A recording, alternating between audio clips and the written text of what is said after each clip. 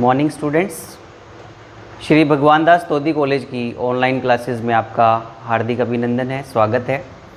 जैसा कि फिजियोलॉजी का हमारा जो टॉपिक चल रहा है डाइजेशन यानी कि पाचन क्या है, तो डाइजेस्टिव सिस्टम के बारे में मैंने आपको जो फर्स्ट वीडियो जो इसका था उसमें इंट्रोडक्शन पॉइंट ऑफ व्यू से डाइजेस्टिव सिस्टम क्या है, डाइजेशन किसे कहते हैं, इसकी डेफिनेशन की हमने बात की थी, ठीक है। और एक बेसिक जो इसका डाइजेशन या डाइजेस्टिव सिस्टम का जो निकल करके आता है वो मैंने एक ब्रीफ में सारी बातें डिस्कस की थी कि भोजन करना क्यों ज़रूरी है, फूड में क्या क्या कॉन्स्टिट्यूएंट होते हैं, है ना। और साथ में जैसे प्रोटीन, कार्बोहाइड्रेट और ये जो मेजर कॉन्स्टिट्यूएंट हैं भोजन के, इसके बारे में अपनों ने डिस्कस किया था। न्यूट्रिशन क्या है इसके बारे में अपनों ने डिस्कस किया था। तो एक ब्रीफ इंट्रोडक्शन मैंने आपको पाचन के बारे में दिया था कि पाचन की कार्यकी क्या होती है, क्या चीज़ है डाइजेशन, है ना। तो अब उसमें अपन इस सीरीज़ के अंदर जो अपना डाइजेस्टिव सिस्टम चल रहा है इसके अंदर अपन सबसे पहले आपको मालूम है कि भोजन का डाइजेशन कहाँ होता है। हमारे एक पर्टिकुलर ऑर्गन है बॉडी के अंदर, एलिमेंट्री कैनाल, जो बिल्कुल सेंटर में पाई जाती है। आहार नाल के अंदर भोजन की प्रोसेसिंग होती है, जैसे मैंने आपको बताया था। डाइजेस्टिव सिस्टम के दो पार्ट होते हैं, alimentary canal and digestive glands. दोनों मिलकर के क्या बनाते हैं, एक सिस्टम बनाते हैं, डाइजेस्टिव सिस्टम, जो पर्टिकुलर एक डाइजेशन का क्या करते हैं, काम करते हैं। तो आहार नाल के अंदर भोजन का पाचन होता है और प्रोसेसिंग होती है। प्रोसेसिंग का मतलब है कि भोजन हम पहले उसको निगलते हैं, स्वेलोइंग जिसको बोलते हैं अपन, माउथ के अंदर रखते हैं, बकल कैविटी के अंदर, जिसको अपन प्रोसेस को कहते हैं इंजेशन, अंतर्ग्रहण। सबसे पहले फूड को, भोजन को कहाँ रखा जाता है, आहार नाल के प्रथम भाग में रखा जाता है। और अपना आहार नाल का प्रथम भाग क्या है, माउथ। माउथ के अंदर भोजन को रखते हैं। और जब माउथ से भोजन को अंदर रखते हैं तो अंदर जो कैविटी पाई जाती है, जो अपनी या पूरा माउथ के अंदर का जो रीजन है, इसको अपन क्या कहते हैं, बक्कल कैविटी, हिंदी में बोलते हैं मुख गुहा। तो इस मुख गुहा के अंदर भोजन का किस प्रकार से प्रोसेस होता है, इस आज के वीडियो के बारे में अपन डिस्कस करेंगे। कौन कौन से एंजाइम प्रेजेंट हैं। एक चीज़ मैं आपको बता दूं कि आपका जो सेकेंड ईयर का शेखावट यूनिवर्सिटी के अकॉर्डिंग जो सिलेबस है उसमें हमें केवल किस चीज़ के बारे में डिस्कस करना है, various types of digestive enzyme and their role in the digestion. कहने का मतलब है कि जो ये आहार नाल के अंदर पाचन होगा अलग अलग भागों में, जैसे भोजन सबसे पहले आहार नाल के प्रथम भाग में माउथ से अपनों ने रखा, उसके बाद बकल कैविटी में जाएगा। बकल कैविटी से जब थोड़ा नीचे गले के अंदर जब जाता है तो फिर कौन सा भाग होता है, फेरिंग्स। फेरिंग्स के बाद कौन सा आता है, ईसोफेगस यानी ग्रसिका। और ईसोफेगस से भोजन कहाँ पहुँचता है, आमाशय में, स्टोमक में। और स्टोमक के बाद ये कहाँ पहुँचता है, हमारे आंत्र के अंदर पहुँचता है। पहले छोटी आंत्र आती है, स्मॉल इंटेस्टाइन, उसके अंदर पहुँचता है। फिर स्मॉल इंटेस्टाइन के बाद बड़ी आंत्र के अंदर पहुँचता है ये। और फिर क्या होता है कि अनडाइजेस्टेड फूड एनस के द्वारा, यानी कि आहार नाल का अंतिम छिद्र जो होता है, जिसको हम गुदा कहते हैं, एनस कहते हैं, वहाँ से बॉडी के द्वारा इसको बाहर निकाल दिया जाता है। बाकी सारा डाइजेस्टेड फूड जितना भी होता है वो बड़ी आंत्र के द्वारा क्या होता है, एब्जॉर्व कर लिया जाता है, अवशोषित हो जाता है। और अवशोषित होकर के उसको ब्लड सर्कुलेशन के अंदर शरीर की सभी कोशिकाओं के अंदर, साइटोप्लाज्म के अंदर क्या कर दिया जाता है, भेज दिया जाता है, उसमें जा कर के वो मिक्स हो जाता है। तो ये तो हम बात कर रहे हैं। तो हम इसी तरीके से पढ़ेंगे अकॉर्डिंग टू सिलेबस कि पर्टिकुलर जैसे माउथ के अंदर डाइजेशन हो रहा है, तो माउथ के अंदर कौन कौन से डाइजेस्टिव एंजाइम है, बक्कल कैविटी के अंदर हमारी जो मुख गुहा है, इसमें भोजन का पाचन शुरू हो रहा है, तो कौन से एंजाइम का इसमें रोल है और क्या क्या प्रोसेसिंग इसकी होती है, किस तरीके से होती है। तो अपन स्टेप बाय स्टेप पढ़ेंगे डाइजेस्टिव एंजाइम्स का क्या रोल है, जैसा कि हमारे सिलेबस में दिया गया है ना। तो विस्तार से अपन जीभ के बारे में, दांत के बारे में, अलग अलग इनकी स्ट्रक्चर के बारे में, ये हमारे कोर्स के अंदर नहीं है। हमारे कोर्स में only digestive role of the digestive enzyme, है ना। तो पर्टिकुलर अपन एक एक हिस्से की बात करेंगे। सबसे पहले भोजन कहाँ पहुँचा, माउथ के द्वारा बक्कल कैविटी में पहुँचा। तो आज के वीडियो में अपन बक्कल कैविटी के अंदर भोजन का डाइजेशन किस प्रकार से हो रहा है और क्या क्या वहाँ पे प्रोसेसिंग हो रही है, ये इस वीडियो के अंदर अपन डिस्कस करेंगे। उसके बाद नेक्स्ट वीडियो के अंदर अपन स्टोमक के अंदर डाइजेशन किस तरह से हो रहा है और किस प्रकार से कौन कौन से आमाशय के अंदर डाइजेस्टिव एंजाइम पाए जाते हैं। तो पर्टिकुलर एंजाइम बेस्ड करके अपन इसको अपने सिलेबस के अकॉर्डिंग करेंगे। तो चलिए शुरुआत करते हैं अपन। जैसा कि मैंने बताया आपको, बक्कल कैविटी, बक्कल कैविटी मतलब मुख गुहा के अंदर डाइजेशन लिखा है ना, डाइजेशन इन बक्कल कैविटी किस प्रकार से होता है। देखिए बक्कल कैविटी, जैसा हम जानते हैं कि हमारी जो आहार नाल है, एलिमेंट्री कैनाल, इसके अंदर भोजन का डाइजेशन होता है। ठीक है, तो एलिमेंट्री कैनाल में अपन जानते हैं सबसे पहला भाग कौन सा होता है, माउथ। इस माउथ से क्या होता है, भोजन को ग्रहण किया जाता है, यानी फूड। ये जो हमारा भोजन है कॉम्प्लेक्स मॉलिक्यूल है। ठीक है, जैसा हम पढ़ रहे हैं डाइजेशन के अंदर कि ये कॉम्प्लेक्स मॉलिक्यूल होते हैं, इसमें कार्बोहाइड्रेट, फैट, विटामिन सभी चीज़ें पाई जाती हैं जो सिंपल फॉर्म के अंदर बदल जाती हैं। तो माउथ के द्वारा भोजन को ग्रहण किया जाता है और माउथ से ग्रहण करने के बाद भोजन कहाँ पहुँचता है, बकल कैविटी में, यानी कि मुख गुहा के अंदर भोजन पहुँचता है। अब मुख गुहा में ऐसी क्या क्या चीज़ पाई जा रही है जो पाचन की कार्यकी में मदद करती है, इसके बारे में अपन चर्चा कर रहे हैं। ठीक है, तो ये देखिए बकल कैविटी है, फिर इसके बाद आपको मालूम है ईसोफेगस में पहुंचता है भोजन। ईसोफेगस के बाद कहाँ पहुंचता है, आमाशय में पहुंचता है। आमाशय के बाद कहाँ पहुंचता है, स्मॉल इंटेस्टाइन, और उसके बाद लार्ज इंटेस्टाइन, और अंतिम भाग कौन सा होता है, एनस गुदा। इसके द्वारा अनडाइजेस्टिव मटेरियल को निकाल दिया जाती है। आहार नाल में अपन इस तरीके से पढ़ेंगे कि यहाँ पे डाइजेशन का प्रोसेस किस प्रकार से हो रहा है, कौन कौन से डाइजेस्टिव एंजाइम है जो भोजन को एक प्रकार से प्रोसेस कर रहे हैं आगे बढ़ने के लिए, ताकि यहाँ पे इसकी प्रोसेसिंग होगी, फिर वो ईसोफेगस में पहुँचेगा, ईसोफेगस से आमाशय में पहुँचेगा, तो आमाशय के अंदर उसका क्या रोल है, कौन से एंजाइम है, ये सब अपन एक सीक्वेंस से पढ़ेंगे। ठीक है, तो अपन इसकी बात कर रहे हैं कि माउथ और बकल कैविटी का डाइजेशन में क्या रोल है। ठीक है, चलिए अब हम इसमें देखिए, जैसा कि हम जानते हैं कि हमारा जो माउथ होता है, माउथ के अंदर क्या होता है, डाइजेशन के लिए क्या चीज़ पाई जाती है, क्या क्या काम होता है। एक तो देखिए दो काम होते हैं बकल कैविटी में,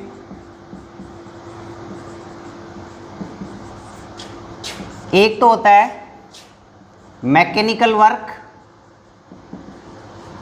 यांत्रिक काम, और एक होता है केमिकल। ठीक है, एक रासायनिक कार्य होता है और एक मैकेनिकल वर्क होता है। मैकेनिकल का मतलब है यांत्रिक, यानी कि जो आपने भोजन किया है वो कॉम्प्लेक्स मॉलिक्यूल हैं, बड़े साइज के पार्टिकल्स हैं, इसलिए पहले उनको क्या किया जाता है कि छोटे छोटे टुकड़ों में परिवर्तित किया जाता है, बिल्कुल बारीक किया जाता है, ताकि उस पर डाइजेस्टिव एंजाइम जो हैं, जो मुंह के अंदर डाइजेस्टिव एंजाइम पाए जा रहे हैं, वो उस पर वर्क कर सकें। जैसा कि हम जानते हैं कि एंजाइम वर्क कब करते हैं, जब फूड का पार्टिकल का जो साइज़ होता है वो छोटा होना चाहिए। तो भोजन के जो हम भोजन खा रहे हैं उस भोजन को पहले पीसना जरूरी है, जिसको अपन बोलते हैं मैस्टिकेशन। मैस्टिकेशन किसके द्वारा किया जाता है, भोजन को पीस पीस के बड़े बड़े जो मॉलिक्यूल्स हैं भोजन के, उसको छोटे भागों में या छोटे टुकड़ों में पीसने के लिए हमारे माउथ के अंदर क्या पाए जाते हैं, बकल कैविटी में दांत पाए जाते हैं, टीथ पाए जाते हैं। तो टीथ क्या काम करते हैं, मैस्टिकेशन का, मैस्टिकेशन मतलब उसको पीसने का काम करते हैं। तो इस कार्य को, इस प्रकार के प्रोसेस को क्या कहते हैं, मैकेनिकल वर्क है, एक प्रकार का बकल कैविटी यांत्रिक काम है, और ये किससे होता है, बाय टीथ। ठीक है, तो दांत के द्वारा क्या होता है, भोजन को पीस पीस के छोटे कणों में परिवर्तित किया जाता है। चलिए, इसके बाद केमिकल प्रोसेसिंग होती है, यानी रासायनिक कार्य होता है, और रासायनिक कार्य किसके द्वारा किया जाता है, बाय एंजाइम्स। तो माउथ के अंदर कुछ डाइजेस्टिव एंजाइम पाए जाते हैं, उनका क्या रोल है। ठीक है, और माउथ के अंदर सलाइवा पाई जाती है, लार के अंदर एक एंजाइम पाया जाता है, और लार का रोल क्या है, यही सब बातें अपन आज के वीडियो के अंदर डिस्कस कर रहे हैं कि आखिर माउथ का और बकल कैविटी का सबसे पहले भोजन यहीं पहुंचता है, तो ये भोजन के लिए क्या करते हैं, भोजन की प्रोसेसिंग के लिए इनका क्या रोल है, माउथ का और बकल कैविटी का। तो मैंने आपको बताया सबसे पहली बात कि दो काम होते हैं माउथ में, एक मैकेनिकल वर्क होता है, एक केमिकल वर्क होता है। Mechanical work is done by teeths, तो उसके लिए दांत पाए जाते हैं, और दांत क्या है, एक प्रकार की हार्ड स्ट्रक्चर है, हमारे शरीर में पाई जाती है, और हार्डेस्ट स्ट्रक्चर है, आपको पता है शरीर की, दांत, और दांतों के द्वारा इसको पीसा जाता है। चलिए अपन इसकी बात कर लेते हैं पहले। जो मैकेनिकल वर्क हो रहा है, दांतों के द्वारा इसको पीसा जा रहा है, यानी mastication. Mastication process completed by teeths दांत के द्वारा हो रहा है ये, ठीक है। और मनुष्य के अंदर किस प्रकार के दांत पाए जाते हैं अपन थोड़ा सा ब्रीफ में बताना जरूरी है। अपन कंप्लीट डिटेल में बात नहीं करेंगे, लेकिन एक ब्रीफली इसके बारे में बताना जरूरी है। Mastication process completed by teeths. और दांत कितने मनुष्य के अंदर किस प्रकार के दांत पाए जाते हैं? Humans are heterodont. हेटेरोडोंट का मतलब होता है जब मनुष्य के अंदर या किसी भी जीव में जब दांत असमान प्रकार के पाए जाएं। असमान से मतलब है कि सबका साइज अलग अलग है, देखने में सारे अलग अलग दिखाई दे रहे हैं। उनकी शेप एंड साइज यानी कि आकार और आकृति के अंदर अगर हमें अलग अलग प्रकार के दांत दिखाई दें जीवों के अंदर, तो इस प्रकार के दांत कहलाते हैं हेटेरोडोंट। और सारे एक जैसे दिखाई देते हैं तो वो कहलाते हैं होमोडोंट। तो मनुष्य किस प्रकार का प्राणी है? हेटेरोडोंट टाइप के टीथ पाए जाते हैं मनुष्य के अंदर। देखिए अब मनुष्य में जो हेटेरोडोंट प्रकार के टीथ पाए जाते हैं 4 प्रकार के होते हैं। नंबर 1 सबसे आगे जो पाए जाते हैं उनको अपन बोलते हैं इंसाइजर, और इसको किससे डिनोट करते हैं? आई से। Incisor teeth. इंसाइजर टीथ या हिंदी में बोलते हैं कृंतक।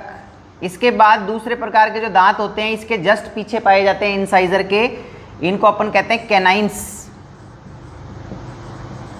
कैनाइंस टीथ, इसको सी से डिनोट करते हैं,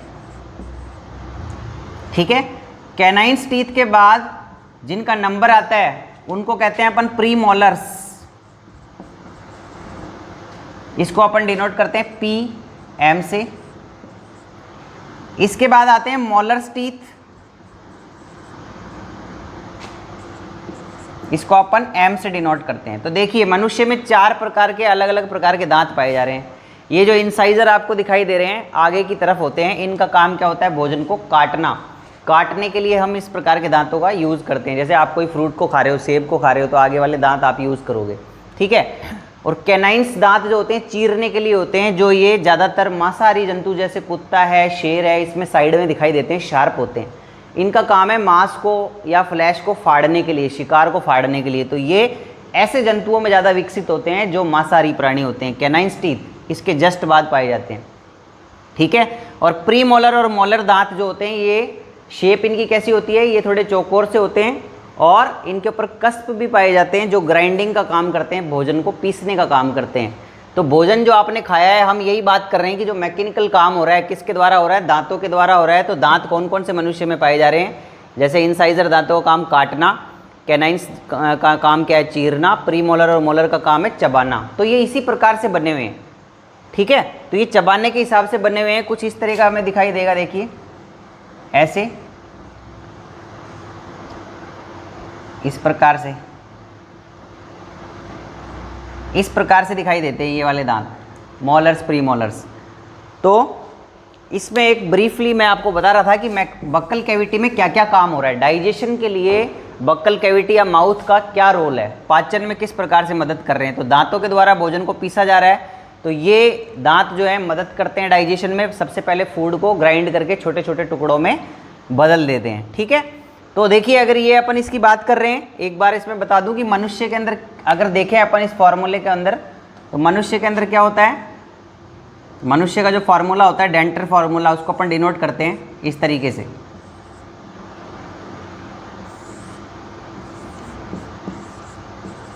ठीक है।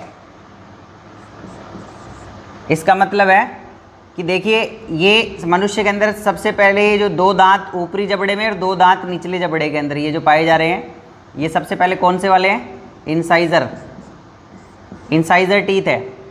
दूसरे वाले कौन से हैं? कैनाइंस। और तीसरे नंबर के कौन से हैं? प्रीमोलर। चौथे नंबर के कौन से? मोलर। तो देखिए कितने हो गए? 2 और 1 3 और 2 5 और 3 8, 8 दूनी 16, 16 ऊपर और 16 नीचे, टोटल दांत कितने हो गए? 32। मनुष्य के अंदर 32 एडल्ट की बात करें तो, वयस्क की बात करें।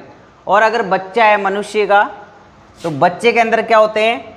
उसके अंदर ही क्या हो जाएगा?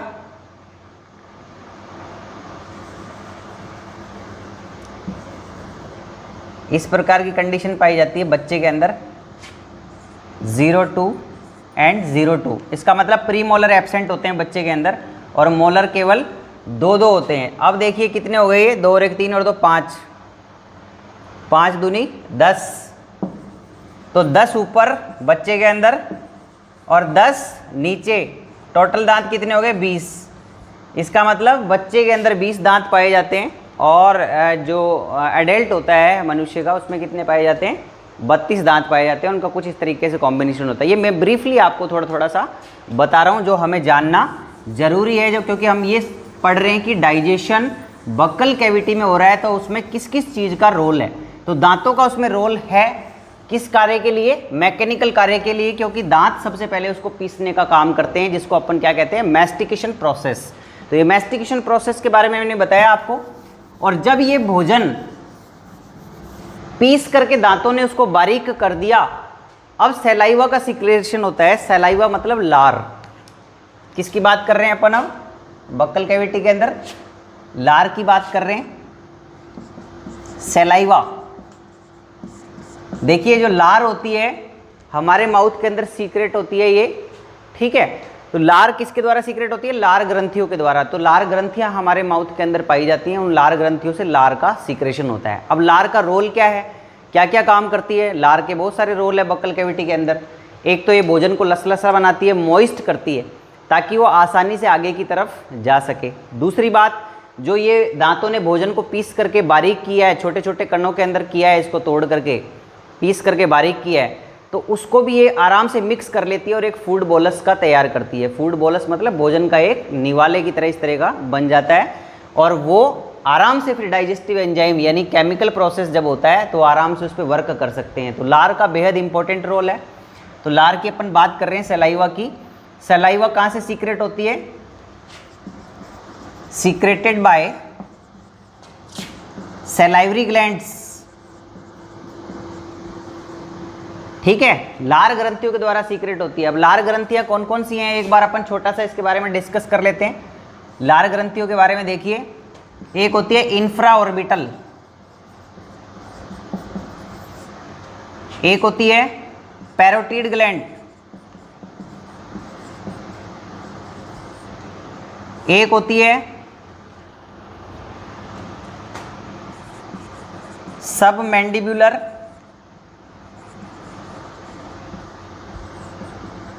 ग्लैंड और एक होती है सबलिंगुअल।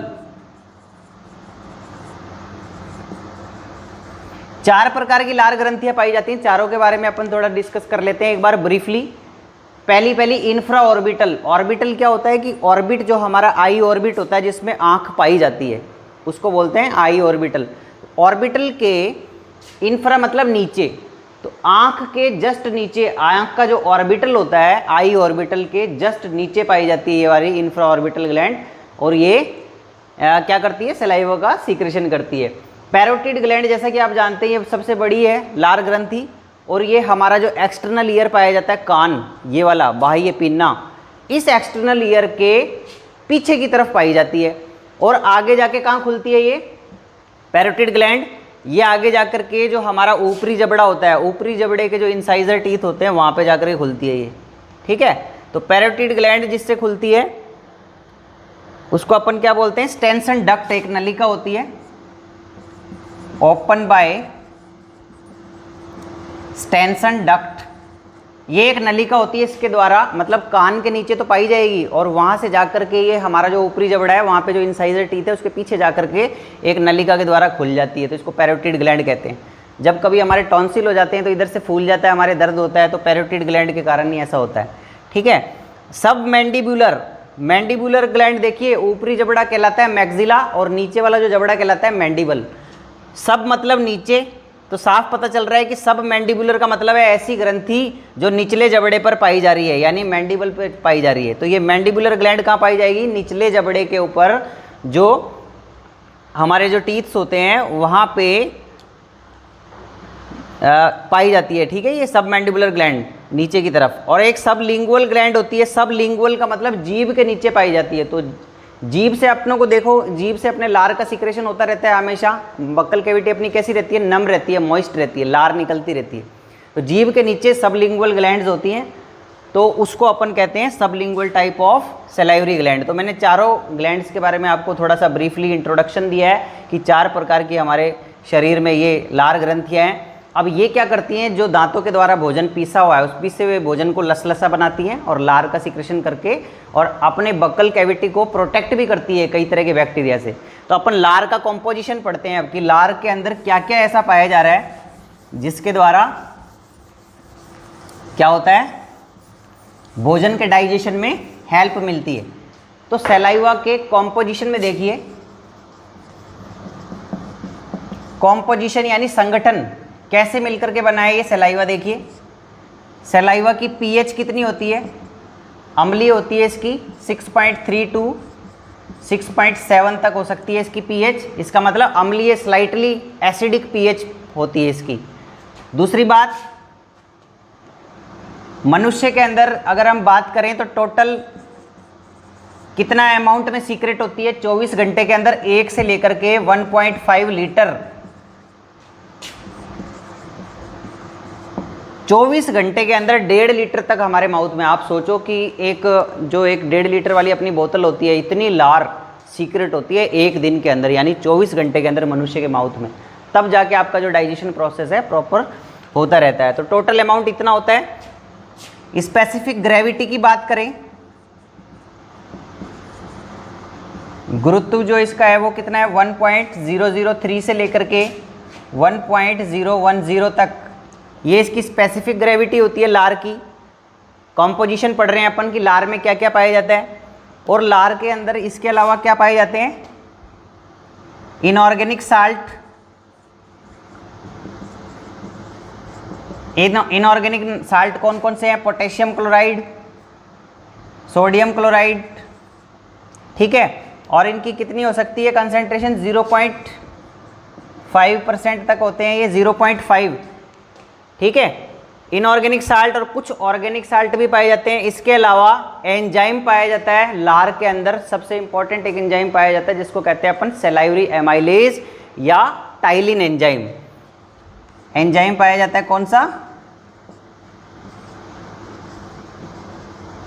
सलाइवरी एमाइलेज, या इसको अपन क्या कहते हैं, टाइलिन भी कहते हैं, ठीक है। टाइलिन एंजाइम भी पाया जाता है।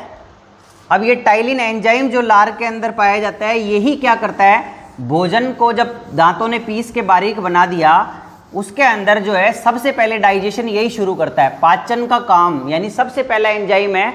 हम ये कह सकते हैं इसके द्वारा कि माउथ के अंदर जो है बक्कल कैविटी में भोजन का पाचन शुरू हो जाता है। तो सबसे पहले यहीं से स्टार्ट होता है, और वहाँ पे जो एंजाइम पाया जाता है लार में, जैसा मैंने बताया अभी, उसका नाम क्या है, एमाइलेज कहते हैं उसको, क्योंकि ये लार का एंजाइम है एमाइलेज, इसलिए इसको सलाइवरी एमाइलेज कहते हैं। और जब ये इंटेस्टाइन में पाया जाता है, आंत्र में पाया जाता है, तो इसको इंटेस्टाइनल एमाइलेज कहते हैं। और ये एंजाइम क्या करता है, कार्बोहाइड्रेट को डाइजेस्ट करने वाला एंजाइम है, यानी कि पर्टिकुलर किस पे काम करता है, कार्बोहाइड्रेट पे।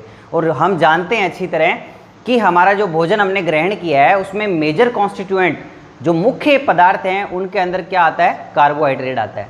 जैसे अगर आप रोटी खाते हैं, अनाज खाते हैं, कुछ भी खाते हैं, उसमें मेन कॉन्स्टिट्यूएंट क्या है, उसमें कार्बोहाइड्रेट है। तो कार्बोहाइड्रेट का डाइजेशन यहाँ से शुरू हो जाता है बक्कल कैविटी से। किस तरीके से, देखिए ये क्या करता है, हमारे भोजन के अंदर जो मुख्य कार्बोहाइड्रेट जिस रूप में पाया जाता है उसको अपन क्या बोलते हैं, स्टार्च। ये स्टार्च है, और स्टार्च क्या है, एक प्रकार का पॉलीसेकेराइड है,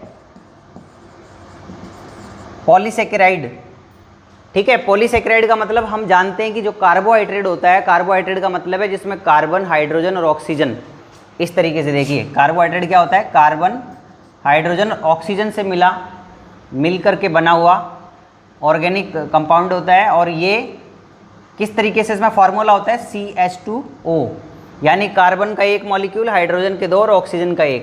अगर ऐसी कंडीशन है तो वो कार्बोहाइड्रेट है, ठीक है। तो यहाँ पे हम देख रहे हैं कि कार्बोहाइड्रेट 3 प्रकार का होता है। जो बड़े कॉम्प्लेक्स मॉलिक्यूल कार्बोहाइड्रेट के होते हैं उसको अपन बोलते हैं पॉलीसेकेराइड। उसमें क्या होते हैं, बहुत सारे मोनोसेकेराइड आपस में मिलकर के पॉलीसेकेराइड का मॉलिक्यूल बनाते हैं। और स्टार्च, जैसा कि हम जानते हैं कि जो भी ये पादप होते हैं जिनको अपन प्लांट्स को या भोजन को, अनाज को, गेहूं को, जो रोटी अपन खाते हैं या प्लांट प्रोडक्ट कोई भी अपन खाते हैं, उसके अंदर मुख्य रूप से क्या होती है, स्टार्च पाई जाती है। और स्टार्च अपन जानते हैं कि प्लांट्स का स्टोर्ड कार्बोहाइड्रेट है। प्लांट्स क्या करते हैं, कार्बोहाइड्रेट के रूप में किसको संचित करते हैं, इसको, स्टार्च को, और यही इनके ऊर्जा का स्रोत होता है। तो हमारे बॉडी के अंदर भी जब ये गया तो कॉम्प्लेक्स कंडीशन के अंदर गया पॉलीसेकेराइड के रूप में। माउथ के अंदर आपने जो निवाला रखा है, रोटी जो खाई है आपने, उसमें क्या है, स्टार्च है। तो अब जब इस पे काम करेगा कौन सा, तो स्टार्च को तोड़ेगा ये। कौन सा एंजाइम था, लार का एंजाइम कौन सा था, टाइलिन, या इसी को मैं क्या कह रहा हूं, एमाइलेज, सेलाइवरी एमाइलेज। तो ये क्या करता है, बड़े पदार्थों को, बड़े जो ये कॉम्प्लेक्स मॉलिक्यूल आप देख रहे हो, पॉलीसेकेराइड को तोड़ करके छोटे टुकड़े में, यानी कि डाइसेकेराइड में बदल देता है। डाइसेकेराइड मतलब कि स्टार्च टूट करके टाइलिन एंजाइम की उपस्थिति में किस में बदल गया, माल्टोज।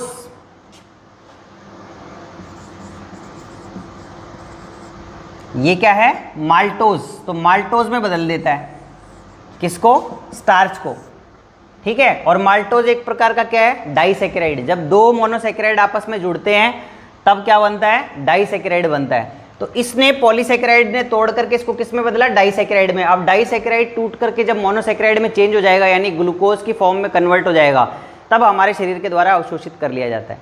तो सबसे पहले काम शुरू हो गया पाचन का, कहाँ पे, माउथ के अंदर, और किसके द्वारा, टाइलिन एंजाइम या एमाइलेज के द्वारा। तो ये स्टार्च का पाचन शुरू हो जाता है, यानी कि माउथ के अंदर हमारे सबसे पहले कार्बोहाइड्रेट का डाइजेशन शुरू हो जाता है।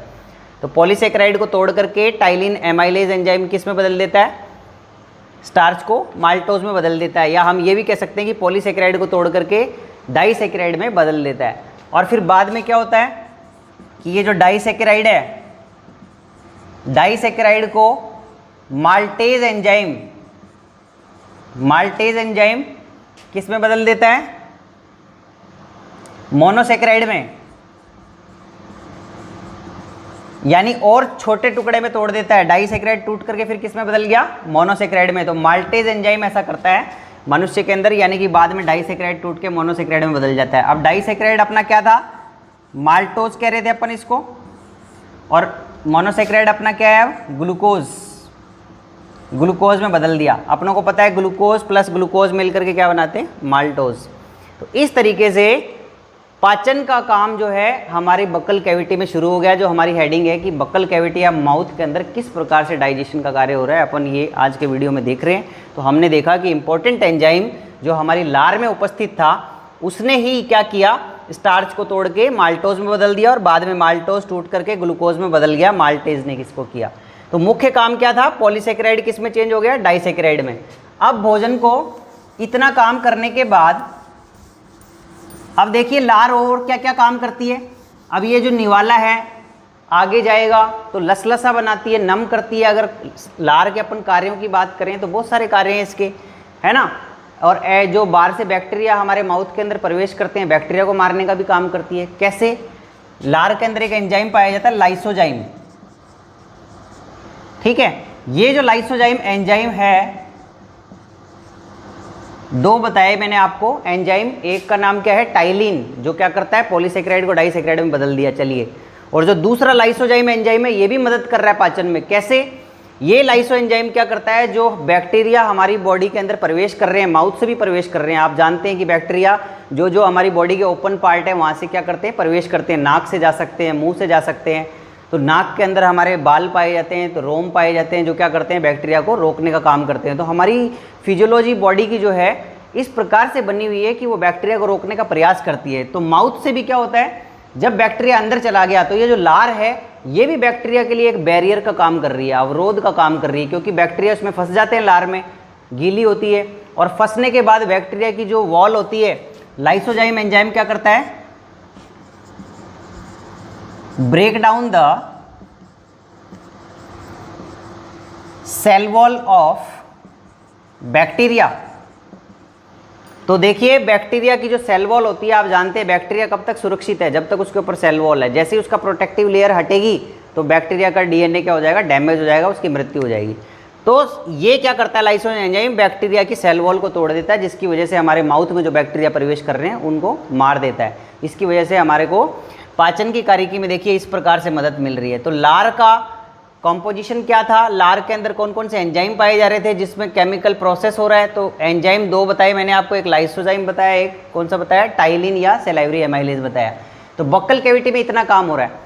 अब क्या होता है कि भोजन फिर आगे की तरफ लसलसा करके बोलस बना करके फिर आगे ग्रसिका के अंदर छोड़ दिया जाता है। तो ग्रसिका के अंदर भोजन का डाइजेशन नहीं होता, केवल पेरास्टाल्टिक मूवमेंट के द्वारा क्या होता है, भोजन आगे की तरफ बढ़ता है, आमाशय तक उसको ले जाया जाता है। तो नेक्स्ट वीडियो में मैं ये बताऊंगा कि आमाशय में भोजन का डाइजेशन कैसे हो रहा है और कैसे कैसे उसमें डाइजेस्टिव एंजाइम काम कर रहे हैं, आमाशय में कौन कौन से एंजाइम पाए जा रहे हैं जो उसके ऊपर वर्क कर रहे हैं, भोजन की प्रोसेसिंग का कार्य कर रहे हैं। ये मैंने आपको सलाइवा के बारे में थोड़ा डिस्कस किया, लार ग्रंथियों के बारे में भी बताया, लार के बारे में। और आपको बता दूं कि जो लार का सीक्रेशन हमारी बॉडी के अंदर होता है, ये किससे कंट्रोल होता है, कहाँ से आ रही है लार, क्यों निकल रही है, ये तो बता दिया आपको, सलाइवरी ग्लैंड से निकल रही है। लेकिन ये जो लार जो सीक्रेशन हो रहा है, ये इसको उद्दीपन कहाँ से मिल रहा है, स्टिमुलेशन कहाँ से मिल रहा है, तो ये नर्वस कंट्रोल होता है एक प्रकार का। जैसा हम जानते हैं हमारे शरीर में दो कंट्रोल होते हैं, nervous control controlled by the nervous system and endocrine control controlled by the hormones.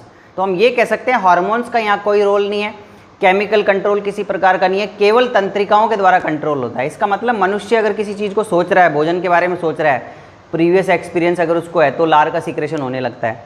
तो ये किसके द्वारा कंट्रोल्ड होता है, लार का सीक्रेशन किसके द्वारा कंट्रोल होता है, मैंने बताया नर्वस कंट्रोल। और कौन सा नर्वस सिस्टम इसको करता है, ऑटोनोमस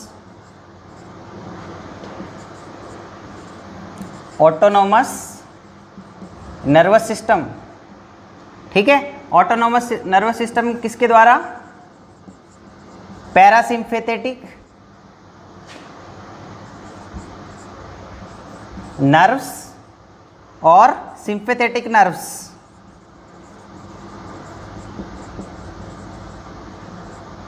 ठीक है, पैरासिम्पैथेटिक क्या करता है, लार के स्टिमुलेशन को बढ़ाता है, इंक्रीजेस स्टिमुलेशन ऑफ सलाइवा, लार के सीक्रेशन को बढ़ाने का काम करता है, पैरासिम्पैथेटिक सिस्टम के द्वारा कंट्रोल होता है। जबकि सिंपैथेटिक नर्व क्या करती है, ये डिक्रीज करती है, डिक्रीज सलाइवा। लार को कम करने का काम सिंपैथेटिक नर्व करती है और बढ़ाने का काम कौन करती है, पैरासिम्पैथेटिक नर्व। और कंट्रोल्ड किसके द्वारा होता है, ऑटोनोमस नर्वस सिस्टम के द्वारा होता है। तो आप देखिए ये दो प्रकार का हो सकता है, जैसे अपन पढ़ते हैं conditional reflex and unconditional reflex.